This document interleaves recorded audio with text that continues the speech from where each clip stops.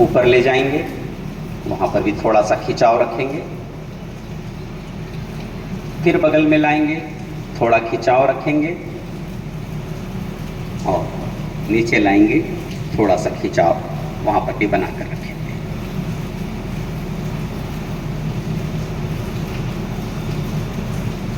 हाँ, जो भी कहते हैं स्कंद का भी संचालन इस पे होता है, तो स्कंद संचालन, केहुनी संचालन, इस क्रिया को हम लोग करेंगे तो नीचे से अपनी केहुनी को ऊपर ले जाने का प्रयास। आगे में केहुनी सटेगा, जब भी केहुनी सामने आएगा आपस में सटेगा और आप अपनी केहुनी से बड़ा शून्य बनाने का अभ्यास कर रहे हैं।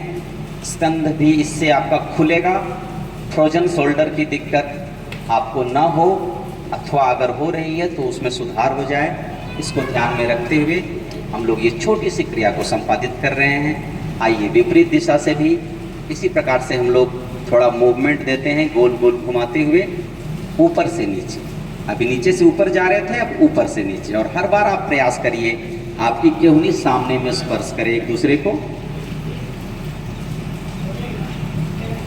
विश्राम। अगली क्रिया के लिए हम लोग पुनः सज्ज हो जाते हैं, सीधे खड़े हो जाते हैं। अगली जो क्रिया है कटी संचालन। तो कटी संचालन की क्रिया के लिए आप खड़े हैं, थोड़ा सा पैरों के बीच में 2-4 इंच का फासला अपनी सुविधा के अनुसार बना लीजिए, जहाँ पर आपको सज्ज अवस्था अच्छी लगे। थोड़ा सा पैर को फैलाए हुए, ज़्यादा फैलाने की ज़रूरत नहीं है। दोनों हाथों को अपना सामने की ओर सीधा उठाएंगे, कंधे के समानांतर, और अपने दाहिनी ओर आप घूमने का प्रयास करेंगे। दोनों हाथ भी आपके साथ घूमेगा। सामने से योगी भाई बहनों को आप देख रहे हैं, और जितना घूम के आप पीछे जा सकते हैं पीछे जाइए। जिनसे संभव हो वो पीछे जाने के बाद भी ऑपोजिट डायरेक्शन में और अपने को घुमा सकते हैं, तो थोड़ा घुमाने का प्रयास करेंगे। यथासंभव अतिशय बल का प्रयोग नहीं करेंगे। थोड़ी देर रुकने के बाद वापस अब बाईं ओर, उसी प्रकार से आप धीरे धीरे जाएंगे। जितना अपने कमर को आप मूवमेंट दे सकते हैं, कटी का अर्थ होता है कमर, तो ये कमर का संचालन की क्रिया।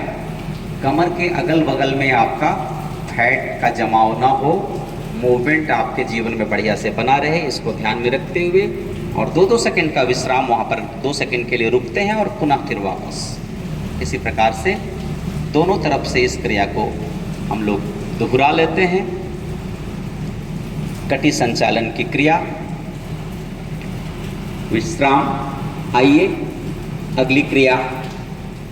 आप सभी योगी भाई बहनों के पीछे एक अदृश्य कुर्सी रख दिया गया है।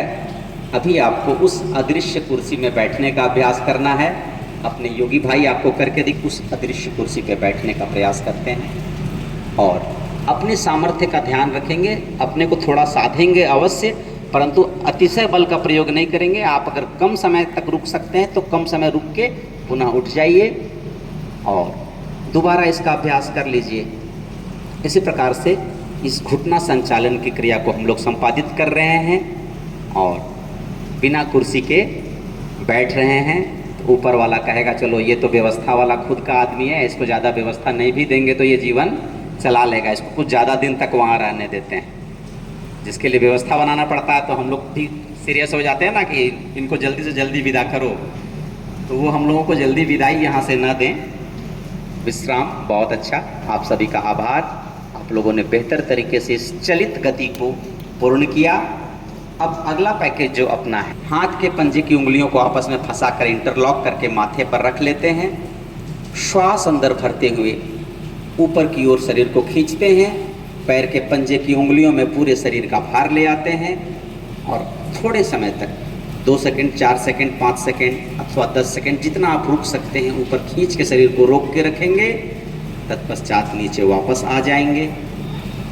छोटी सी क्रिया। गद्दे पर अगर आपका बैलेंस ना बन रहा हो तो आप सभी अपने दाहिनी ओर उतर जाएंगे एक साथ। आदरणीय पदाधिकारी गणों से मेरा आग्रह है, अगर गद्दे पे आप सज्ज तरीके से बेहतर खड़े हो सकते हैं तो अच्छी बात है, अन्यथा आप अपने दाहिनी ओर के स्पेस पर आ जाएंगे और इस प्रकार से खींच के ऊपर रखेंगे। जितनी देर आप खींच के रखते हैं, छोटे बच्चे अगर इस क्रिया को करते हैं, क्रियाएं लगातार होती रहें। छोटे बच्चे अगर इस क्रिया को करते हैं तो उनकी लंबाई में अप्रत्याशित वृद्धि होगी, इसलिए बच्चों को हम लोगों को सिखाना चाहिए। और युवा और बड़े अगर इस क्रिया को करते हैं तो वेरिकोज वेन्स नामक समस्या और इस प्रकार की और जो नस नाड़ी की समस्या है वो आपके जीवन में नहीं आएगी और रक्त का संचार आपका तरीके से संपादित होगा। विश्राम। आइए अगली क्रिया जो है, अगर एक अंग से करना है तो बाईं ओर से करना चाहिए।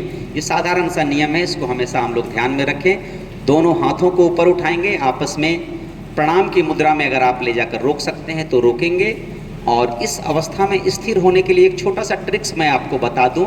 आपके नाक के ठीक सामने जो भी वस्तु आपको दिखाई पड़ रही हो या जो व्यक्ति दिखाई पड़ रहे हो उन पर आप अपना ध्यान केंद्रित कर दीजिए, नाक के ठीक सामने। तो आपका शरीर हिलना डुलना बंद हो जाएगा और आप स्थिर होकर इस प्रकार से थोड़ी देर रुकने का प्रयास करते हैं। वृक्षासन का बहुत अच्छा अभ्यास आप सभी के माध्यम से हो पा रहा है।